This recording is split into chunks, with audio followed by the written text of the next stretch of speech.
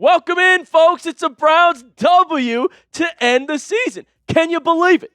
Did you think we'd be here with this scoreline? Browns 20-18. We beat two division opponents 2 weeks in a row to end the year.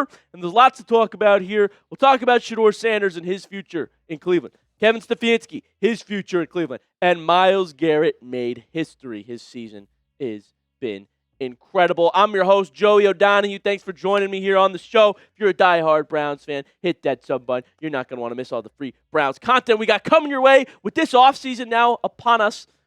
Give you plenty of draft content. Who's Cleveland going to draft? Quarterback battle in the offseason. Who's going to start next year? Who's going to coach the team? Hit the sub button so you don't miss a single update. I'll have a news and rumor update for you every single day. Appreciate you guys being here with me. Let's talk about the game that we just saw. It wasn't all pretty. All right, some could say it was a little ugly. 2 return touchdowns for the defense to set us up. I mean, we didn't have an offensive touchdown. Didn't need it. Collective effort here for the Cleveland Browns defense to win this football game. You know, Shedeur did just enough. It wasn't his best game. You know, I don't think he necessarily played well, to be honest with you guys. Like, it wasn't good offensively. The first half was pretty poor for him as well in his standards here. Only 50% completion percentage and 111 yards, right? It wasn't a good game. Still got 26 yards rushing, though. And then when we needed it most, this is what counts here. In the fourth quarter, Shedeur drives down the field, picks up a big third down to Judy. Cleveland gets in field goal range. Andre Schmidt, 49-yarder. It's up and it's good, ladies and gentlemen. And so that was your story. Storybook ending, by the way, for the Browns season. If you guys were watching since week 1, Andre Schmidt missed a chip shot field goal against the Bengals, and we lost that game. Week 18 now. He's hitting game winners, ladies and gentlemen. And so we've now seen 7 starts from Shedeur Sanders. You know, let's talk about it overall. I think of all the Browns quarterbacks we watched this year, we got the most out of 12. The deep shots, the plays with his legs, he showed athleticism that people didn't think he had. There were a lot of bright spots. There were some head scratchers. There were some moments where, you know, threw some interceptions or made a bad play, and you're like, I don't know. Ups and downs. Brown's situation is terrible now. The offensive line still did not come to play today, and they are so banged up. Again, you lose your starting center. Luke Whippler got injured today, and Zach Zinter started at center. He doesn't do that. And Cam Robinson's still the worst player ever. So you have to factor all of the Browns situation into the equation here. But we did see some flashes, and we just saw 2 wins in a row for Shedeur and the Browns, baby. I mean, this could be what the team should have been all year. Lights out on defense, and the offense doing enough. It's what we've lacked all year long, and all of a sudden, got 2 wins to end the season, folks. Going into next year, how about that? Some life, some momentum. So, based on what you've seen, should Shedeur start next year? Give me a Y for yes, give me an N for no in the comment section. What's the alternative? Because now you're not going to get a top 5 draft pick either. So, if you want a franchise quarterback, not even guaranteed that Mendoza's a franchise quarterback, you got to give up your firsts. Is that worth it? Should Shedeur start next year? Y for yes, N for no. You let me know in that comment section, ladies and gentlemen. We saw history today, folks. We've watched greatness. I mean, we are in a time right now. 20 years from now, you're going to tell your kids, your grandkids, whoever you want to tell, that you watched this man play live. And it's truly a blessing that we shouldn't take for granted. I mean, we're watching who I think will end up as the greatest defensive player ever. If he could get a ring in Cleveland, that would do it. Solidify it, okay?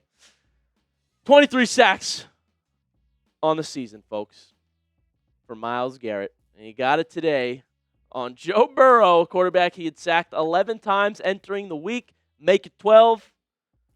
Oh, it's legendary, ladies and gentlemen. He stands alone at the top of that list. A record set by Michael Strahan in 2001. Tied by T.J. Watt, and Myles said, my throne now, ladies and gentlemen. A relief. The Browns were celebrating like crazy, holding him up. He looked like he was having more fun than he's had all season long. All smiles for Myles Garrett, man. History, greatness, record-breaking. I mean, seriously, he's unguardable. He's facing a double team every play. I've seen teams triple team him this year. He can't go a play without getting chipped. And he knows it. He said it on the sideline. He said it to opponents like, hey, man, can you just give me one without a chip? And they're like, nah, dude. And that's why. It's greatness, folks. We are blessed to have him in Cleveland. So glad we gave him the big bucks. Now, please, if we could just build off of this next year. If we got a defense playing like this, there's absolutely no excuse to not have at least a 500 record, okay? And so that's why we talk about Stefanski's future, which we will talk about here coming up on the show. But first, let's celebrate the sack record. Spam 95 in the comment section. Get fired up, Browns fans. Check out my call of it as well. It's on the YouTube channel. It's also all on my social medias, Joey070 on Twitter. Spam 95, the sack record has been broken, and it's by yours truly, Myles Garrett. Love him. Appreciate him. Spam those 95s, folks. And next thing we're going to talk about is Stefanski's future in Cleveland. There's been a lot of rumors leading up to this week. Does the win change anything? We'll tell you the latest and what we know here. But first, I want to tell you guys this episode is brought to you by Prize Picks. Whether you're starting a new routine or making player picks for the first time, trying something new can be hard. But in life and on Prize Picks, it always feels good to be right. With high-pressure playoff matchups every weekend and elite hoops action almost every night, the action never stops, and Prize Picks lets you take control. I love this app, man. It's a lot of fun. I win money, and covering the Browns helps me know what picks to make. I know when players are going to have more against Cleveland and when to take the less on Cleveland Browns players. I've had a lot of success with the more on Shedeur. And new feature alert, Prize Picks now has early payouts. If your player gets off to a hot start, you may now have the option to cash out those winnings before the game even finishes. Get in on the action. Prize Picks is now available in all 50 states, including California, Texas, Florida, and Georgia. The more on Shedeur didn't work for me today, though. Very defensive game for Cleveland. But Myles Garrett got that sack, and Chase Brown had more than half a touchdown. So that's the lineup I made. You can make them just like it here. Playoff action coming up. Download the Prize Picks app today and use code CLNS to get $50 in lineups after you play your first $5 lineup. That is code CLNS to get $50 in lineups after you play your first $5 lineup. Prize Picks, it's good to be right. Kevin Stefanski, is this your last game? Was this Kevin Stefanski's last game on the sidelines as the head coach of the Cleveland Browns? Listen, we had a lot of rumors come out here before Sunday that I didn't get this chance to show you guys. We'll start with Diana Rossini of The Athletic saying, the Cleveland Browns have done some background work to gather information on a potential head coaching options and are leaning toward moving on from two-time Coach of the Year Kevin Stefanski with the success of EVP and General Manager Andrew Barry. His most recent draft, he's likely to stay. But those discussions are ongoing, heading into Cleveland's final game at the Cincinnati Bengals on Sunday. So, you heard it there first. Browns are more likely to move on from Stefanski. And guess what? Adam Schefter said this morning his feeling is that the Browns are going to fire Stefanski. That's the consensus around the league right now, folks. Plenty of sources saying it. And I just want to say, I listened to Myles Garrett's press conference over the weekend, and we're talking about how great of a day he had, but he was asked if Stefanski was going to come back, and Myles said, I play football. If they ask me, I'll give my opinion on whatever they ask me about. But I play football, and that's what I like to keep my focus on. I want things to be successful however that looks. However that looks. Guys, he didn't answer the question with a yes, I like Stefanski. I like playing for Stefanski. No. He said, I play football. I'll weigh in if they ask me. I just want to win however that looks. And guys, it gets even better. Or more jarring, I should say.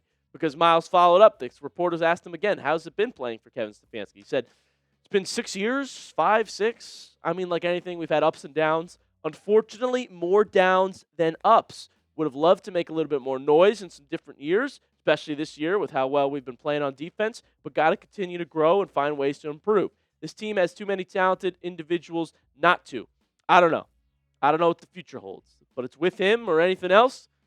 I'm going to look forward to playing under whoever it is. You know, be happy to be here and being a Brown regardless. It sounds like he's gone. It sounds like this has made its way to the locker room. Myles doesn't care if Stefanski's here or not. He's doubling down. He's saying, whoever it is, I'm happy to be a Brown and play here for Cleveland, which is good. Glad to hear Myles is not, saying he wants out or anything again, because that happened before.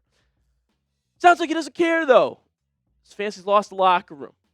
And the rumors were hotter than ever. He's on the hottest seat in the NFL right now, you could argue. And other than Pete Carroll, I think it's literally just those two on the hottest seats in the NFL.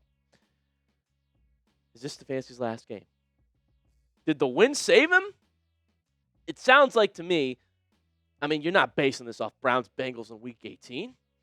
You have to know by this point if you were making the move, regardless of what happens today. And, we didn't see it. It's not like we saw an offensive masterclass, a play-calling masterclass, or anything like that from Stefanski today. No. In fact, what you did see was a delay a game on 3rd and goal, or when Stefanski didn't call timeout. He looked checked out today. He really did. He looked uninterested until the last whistle blew. Then he was hyped up that we got the win. But until that point, I did not get many vibes that he would be staying here. And so those rumors got hot, folks. You could argue the win saved them, but that was a defensive performance for me today that saved it, and some miscues by the Bengals. Two return touchdowns, pick six and fumble return touchdown for Cleveland, and 2 missed extra points for the Bengals, by the way. Game would have been tied. So you tell me, should Stefanski be fired? F for fired. S for stays. Get your opinion in here, folks. I will have plenty of coverage for you. I'm going to give you the more about this here later tonight.